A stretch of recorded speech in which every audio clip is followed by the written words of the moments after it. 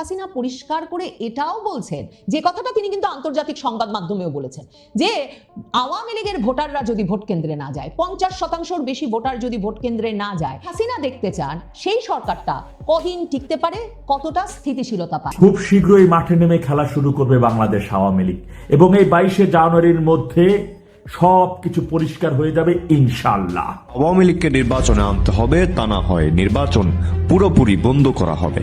হঠাৎ করে যেন আওয়ামী লীগকে ক্ষমতায় বসাতে উঠে পড়ে লেগেছে যুক্তরাষ্ট্র।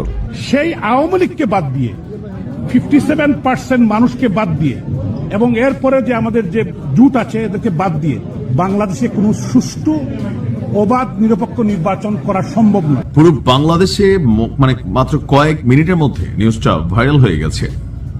ওপার বাংলা থেকে মাঝে মাঝে শেখ হাসিনা বক্তব্য দেন, তার এই বক্তব্যকে ঘিরে বাংলাদেশে নানান পরিস্থিতি তৈরি হয়। তবে এবার একটা চ্যালেঞ্জ ছুড়ে দিয়েছেন ডক্টর মোহাম্মদ ইউনূসের প্রতি।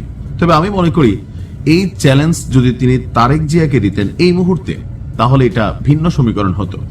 তবে তিনি চ্যালেঞ্জ দিয়েছেন জনাব ডক্টর ইউনূসকে, যে ডক্টর ইউনূসের যদি সাহস থাকে, তিনি বলছেন যে যদি সাহস থাকে তাহলে আসুন আমার সাথে নির্বাচনে লড়ুন, জনগণ আপনাকে ভোট দেয় না আমাকে।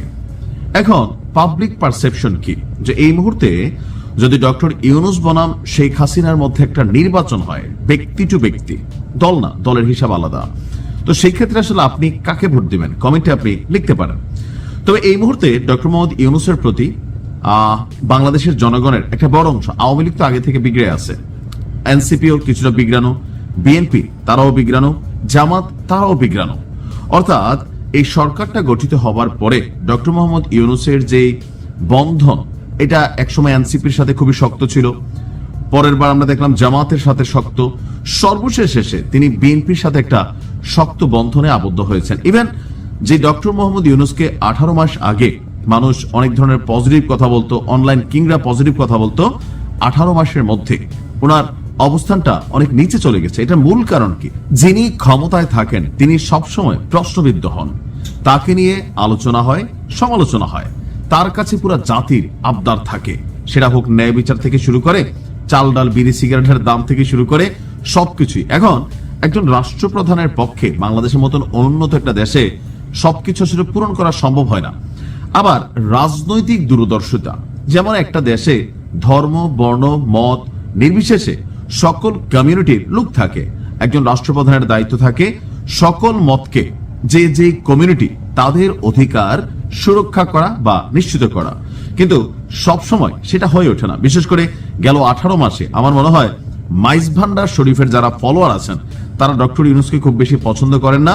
এখন উনি কি নিজে কোন রকম ভূমিকা নিছেন এই দরবারগুলা মাজারগুলা ভাঙার ব্যাপারে? না, উনি নিজে কোনো ভূমিকা না নিলেও ওনার সরকারের আমলে যেহেতু এখানে ব্যাপক ভাঙচুর করা হয়েছে, সো তাদের মধ্যে একটা ন্যারেটিভ দাঁড় হয়ে গিয়েছে যে না দেখো এই মাজারগুলা তো এই বর্তমান সরকারের হাতে নিরাপদ না।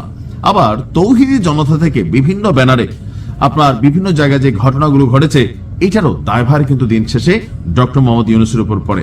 তবে আমার ধারণা এখন যদি শেখ হাসিনা যে চ্যালেঞ্জ দিয়েছেন সেই চ্যালেঞ্জ ডক্টর ইউনূস গ্রহণ করেন, তাহলে আসলে মাঠে কি ঘটতে পারে? সমীকরণ দুইটা হতে পারে। প্রথমত ডক্টর ইউনূস ব্যাপক হার হারবেন যদি বিএনপি জামাত একজোট হয়ে ডক্টর ইউনূসকে ভোট না দেয়।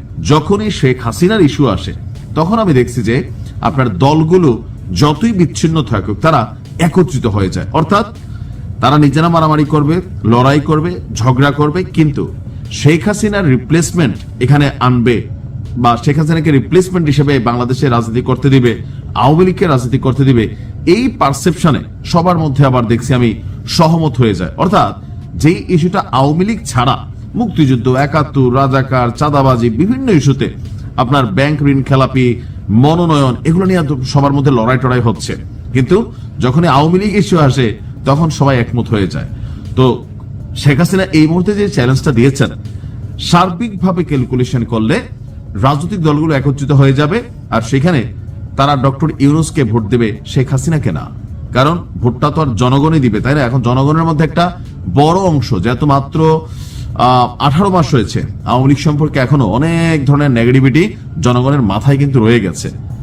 এখন ডক্টর ইউনূসকে অপছন্দ করে সেটা একরকম হতে পারে, বাট রাইট নাও রাজনৈতিক দলগুলো কোনোভাবেই এই ধরনের চ্যালেঞ্জে ডক্টর ইউনূসকে যেতে দিবে না।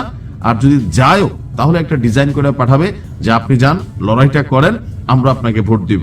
আবার ব্যতিক্রম হতে পারে যে কোনো রাজনৈতিক দল, বিশেষ করে জামাত বিএনপি, দুই দল যদি জোট না থাকে ডক্টর ইউনূসকে ভোট দেওয়ার পক্ষে, তাহলে সমীকরণ ভিন্ন হয়ে যাবে।